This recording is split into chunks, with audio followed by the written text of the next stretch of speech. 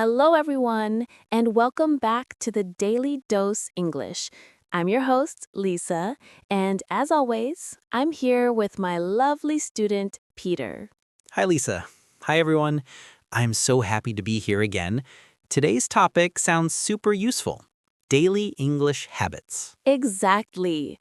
We all know that learning English takes time and consistency, but with the right daily habits, it becomes part of your life, not just the subject. Yeah, that's true. I used to think I could just study English for 1 hour a week and become fluent. But yeah, that didn't really work. Don't worry, Peter. Everyone has been there. So let's start by talking about why daily habits matter in language learning. Okay. For me, when I study a little bit every day, I feel like my brain remembers better. It's like I'm slowly building a wall, one brick every day. That's a great metaphor. Small, consistent actions lead to big progress. So let's share some habits people can build into their day to improve English naturally. Let's start with the morning.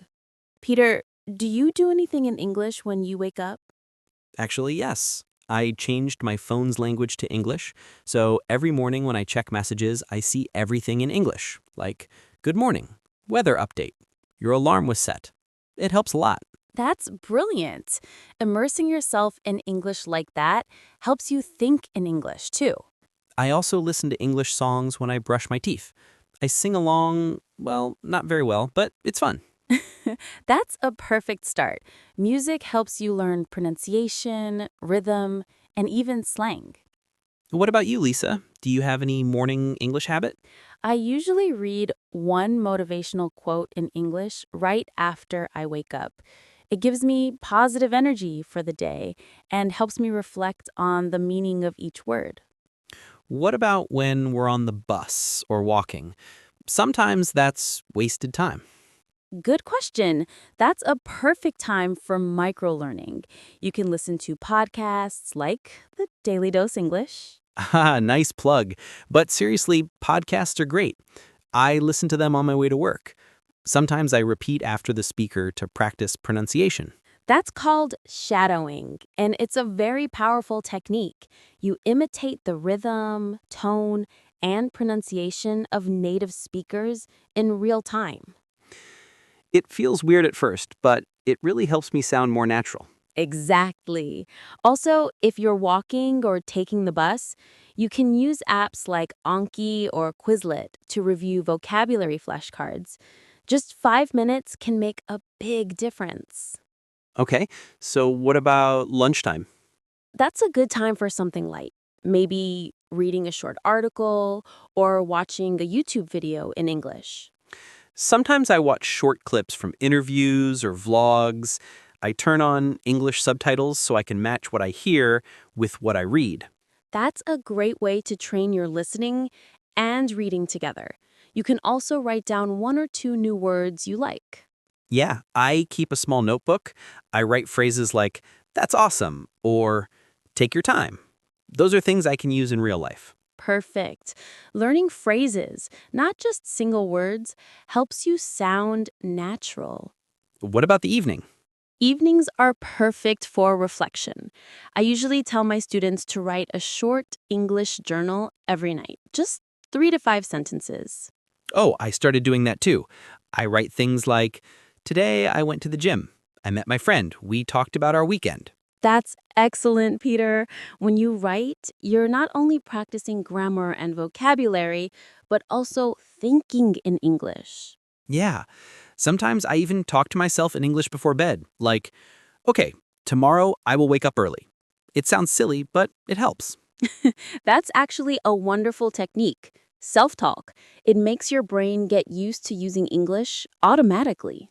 Lisa, one thing I struggle with is confidence. I know words, but I freeze when speaking. That's very common. One great habit is to practice short conversations out loud every day. You can use daily topics like ordering coffee, asking for directions, or introducing yourself. Yeah. Sometimes I record my voice and listen back. It's painful, but I notice my mistakes.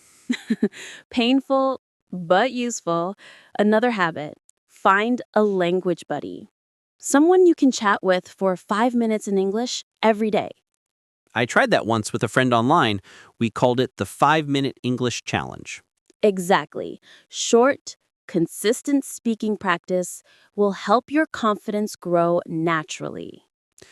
I also love watching movies and series in English. I started with cartoons, then sitcoms, and now I can watch full movies without subtitles. That's amazing progress. Watching something you enjoy makes learning fun, not boring. Yeah, and I sometimes imitate the actors' lines. My favorite one is, "How you doing?" from Friends. Classic Joey. That's the spirit. Learn with fun and emotion. Do you think playing games in English helps too? Definitely. Games make you read instructions, listen, and even chat with others. So basically anything can be an English habit if we choose to do it in English? Exactly. Even small actions like reading your grocery list or recipe in English count. Lisa, sometimes I start a new habit but forget after a few days. Any advice? Yes. Try the tiny habit rule. Start very small, like listening to English for 2 minutes a day. Once it becomes automatic, increase it. So don't aim for 1 hour at first, just build consistency. Exactly. It's like watering a plant every day instead of flooding it once a week. Nice. And maybe I can use reminders like sticky notes on my desk. Think in English. That's perfect. Visual reminders keep your motivation high. So, to sum up, learning English doesn't have to be hard. Just make it a natural part of your day.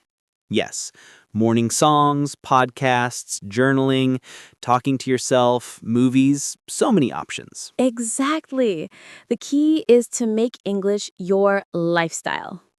I love that. English as a lifestyle, not just a subject. Beautifully said, Peter.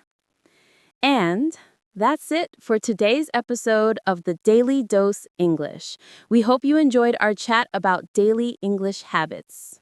If you did, don't forget to like, share, and subscribe to our channel so you never miss an episode. Yes, and tell us in the comments, what's your favorite English habit?